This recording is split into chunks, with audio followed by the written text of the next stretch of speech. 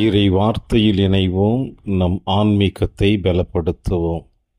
கிறிஸ்தியேசுவில் எனக்கு பிரியமான அன்பு சகோதர சகோதரிகளே, ஆண்டின் பொது காலத்தின் 3வது வாரம் புதன்கிழமை இன்று நம் ஆன்மீக சிந்தனையாக கொடுக்கப்பட்டிருக்கிற நற்செய்தி வாசகம் மார்க் எழுதிய நற்செய்தி 4ஆம் அதிகாரம் இறைவார்த்தை 1 முதல் 20 முடிய.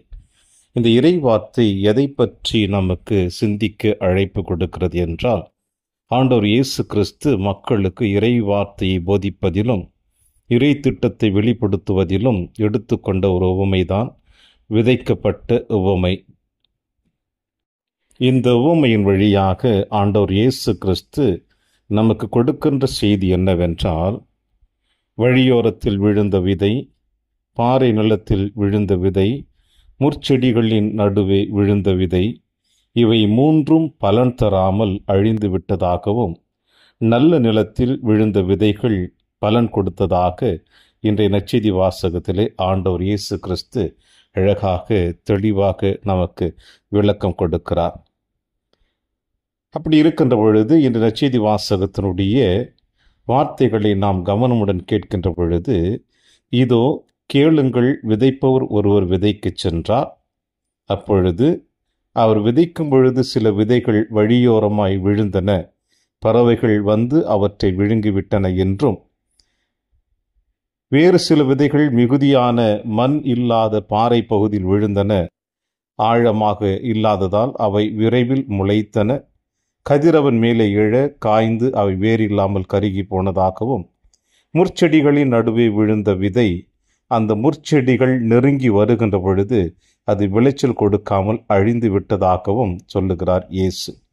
இந்த 3 நிலங்களை பற்றி நாம் பார்க்கின்ற பொழுது, ஒன்று, இந்த வழியோரமாய் விழுந்த விதைகள், பறவைகள் வந்து அந்த விதைகளை விழுங்குவது என்னவென்றால், வெளி அடையாளமாக நாம் சந்திக்கக்கூடிய பல பிரச்சனைகளை நாம் எந்த அளவிற்கு சந்தித்து அதை சரியான முறையில் கையாளாமல் நாம் தோல்வி அடைவதை குறிக்கின்றது. இரண்டாவது, பாறை நிலத்தில் விழுந்த விதை, மனதளவில் நாம் தெளிவற்ற நிலையில் இருக்கின்ற பொழுது அது நமக்கு பல பலனை தராமல் அதுவும் அழிவை சந்தித்து கொண்டிருக்கின்றது. மூன்றாவது, முட்செடிகளின் நடுவே விழுந்த விதைகளானது பலவிதமான தீய எண்ணங்களுக்கு மத்தியிலே நம்மை ஈடுபடுத்தி கொள்வதினால் அதுவும் பலனில்லாமல் நம் ஆன்மீக வாழ்வுக்கு தடையாக இருந்து கொண்டிருக்கின்றது. இறுதியாக ஆண்டவர் இயேசு கிறிஸ்து சொல்லுகின்ற வார்த்தை, நல்ல நிலத்தில் விழுந்த விதையானது 30 மடங்கு, 60 மடங்கு, 90 மடங்கு, 100 மடங்காக அது நமக்கு பலனை கொடுத்திருக்கிறது என்று இயேசு சொல்லுகிறார். இறுதியாக சொல்லி முடித்த பிறகு, கேட்க செவியுள்ளோர் கேட்கட்டும் என்று நிறைவு செய்கிறார். பிரியமான அன்பின் சகோதர சகோதரிகளே, நம்முடைய ஆன்மீக வாழ்வின் பயணத்திலே இப்படிப்பட்ட சூழ்நிலையில் நாமும் வாழ்ந்து கொண்டிருக்கின்றோம். எப்படி ஆண்டவர் இயேசு கிறிஸ்து விதைப்பவன் உவமையை பற்றி சொல்லுகிறாரோ, அதுபோல வழியோரமாய் விழுந்தது போலவும், பாறை நிலத்தில் விழுந்தது போலவும், முற்செடிகளின் நடுவே விழுந்தது போலவும் நாமும் பல நேரங்களில் வெளி அடையாளங்கள், மனதின் காயங்கள், தீய எண்ணங்கள், இப்படிப்பட்ட சூழ்நிலையில் இறைவார்த்தை உள்வாங்கி அதை சரியான முறையில் பயன்படுத்தாமல் நம்முடைய ஆன்மீக வாழ்வை நாம் அழித்து கொண்டே இருக்கிறோம் என்பதுதான் இன்றைய நற்செய்தி வாசகம் நமக்கு கொடுக்கின்ற ஒரு தெளிவான செய்தி. ஆனால் நல்ல நிலத்தில் விழுந்த விதைகள் 30 மடங்கு, 60 மடங்கு, 90 மடங்கு, 100 மடங்கு கொடுத்திருக்கிறது என்று இயேசு சொல்லுகின்ற பொழுது, இந்த மண்ணுலகிலே எத்தனையோ மனிதர்கள் பாவிகளாக பிறந்தாலும் தங்கள் வாழ்வை இப்படிப்பட்ட 3 நிலைகளை கடந்து அதிலிருந்து தங்களை முழுவதுமாக தெளிவுபடுத்தி தங்கள் உள்ளத்தையும் உடலையும் நல்ல நிலம் பண்படுத்தப்பட்டது போல அவர்கள் தங்களை சரியான பாதையில் அழைத்து சென்றதினால்தான் அவர்களால் 30 மடங்கல்ல, 60 மடங்கல்ல, 90 மடங்கல்ல, 100 மடங்காக அவர்களால் கொடுக்க முடிந்தது.